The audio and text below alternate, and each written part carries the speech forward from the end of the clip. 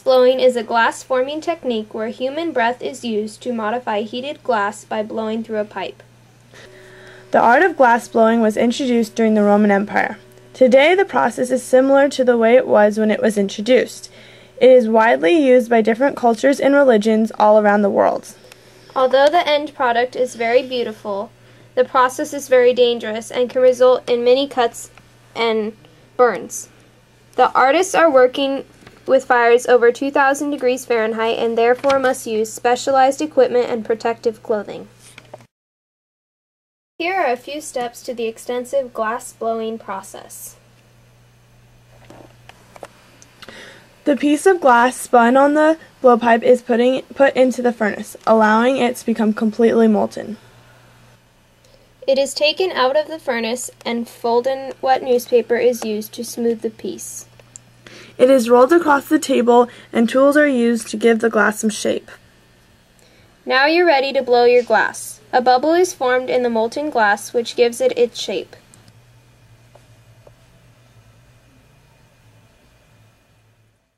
It is then placed back into the furnace. After in the furnace, it's taken out and spun like caramel on an apple. It will begin to turn a darker color as it cools, leaving the artist with his finished project.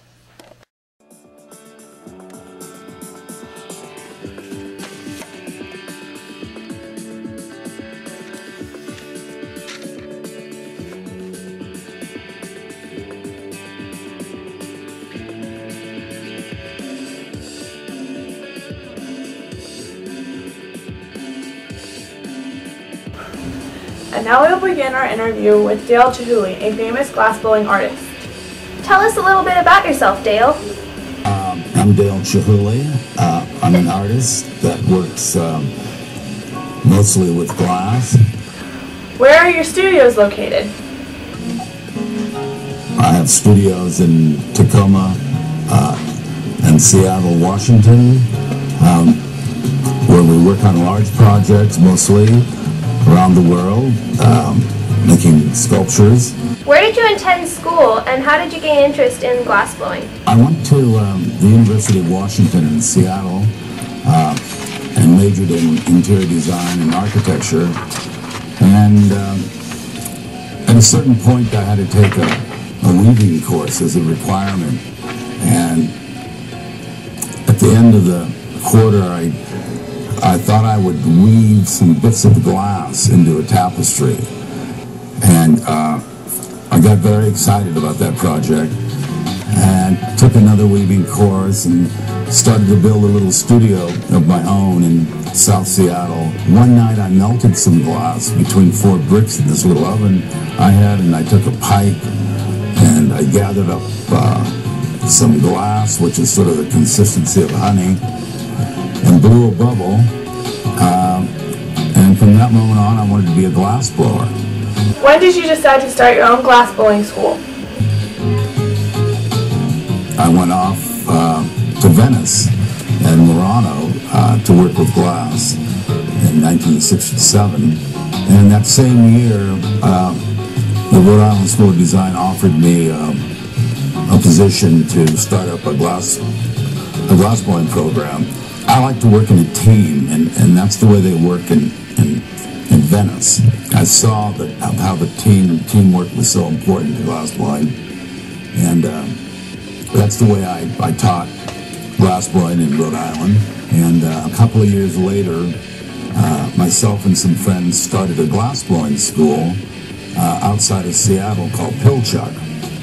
And at that time, which was 1971, there were hardly any glass artists or glass blowers in Seattle. Seattle now has more glass blowers and more glass artists than any place in the world, and more glass shops than any place. Around 1980, my income from my glass sales, I had a few galleries by that time, exceeded my income from my salary as a professor, which I remember was $18,000. So I decided that I'd quit teaching and moved back to Seattle in Pilchuck. And I've been there, I've really been there ever since. Do you still blow glass yourself? I rarely blow glass myself. That sort of started with an automobile accident in England in 1976 when I lost the sight of my eye, and that made it somewhat difficult to blow on, with the team because I didn't have any peripheral vision, no depth perception. When that happened, I didn't do anything for about 6 months, and I found that I sort of liked not being the head glass blower on the team.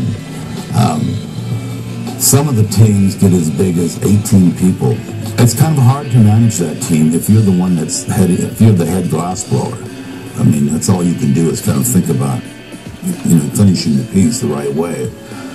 So I get to, kind of move around the shop and watch what everybody's doing. And I end up having, getting more of what I want that way than if I were doing the glass blowing myself.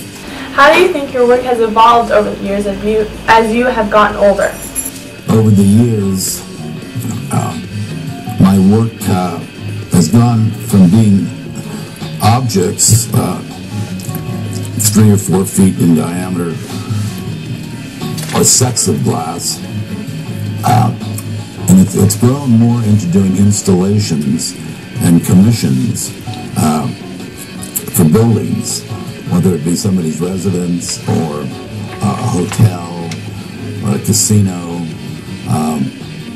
And many of these installations now are abroad, places like Dubai and Cancun or Abu Dhabi.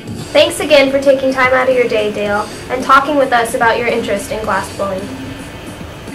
Now let's take a closer look at some of Mr. Chihuly's great masterpieces.